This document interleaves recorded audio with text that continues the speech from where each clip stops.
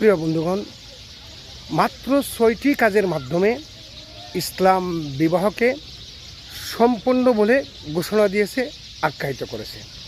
অথচ আমরা এই ৬টি কাজের বাহিরে গিয়ে বিবাহটাকে অত্যন্ত জটিল কঠিন করে ফেলেছি, যা বাবা পক্ষের কাছে অত্যন্ত দুরূহ ব্যাপার হয়ে উঠেছে।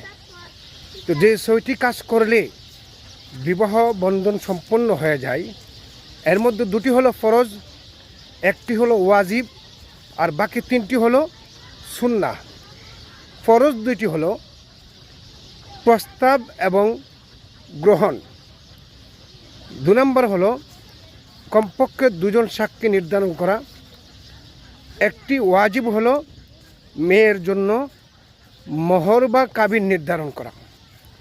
সুন্নাহ 3টি হলো 1 নম্বরে বিবাহের খুতবা পাঠ করা, 2 নম্বরে বিবাহের আগ্ন সম্পন্ন হওয়ার পরে খেজুর বা কুরমা বিতরণ করা, 3 নম্বরে বিবাহ শেষ হওয়ার পরে ছেলের বাড়িতে ওয়ালিমা করা।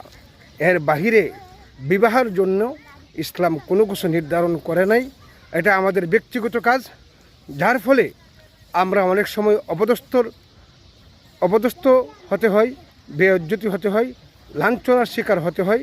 এগুলো অনেকগুলিই অপচয়ের শিকার। আল্লাহ তাআলা আমাদের সকলকে বোঝার তৌফিক দান করুন। আমরা ইসলাম ধর্ম মানি হিসাবে আমরা মুসলিম, সেই হিসাবে আমরা ইসলাম যা নির্ধারণ করেছে সেগুলো মানার চেষ্টা করব ইনশাআল্লাহ।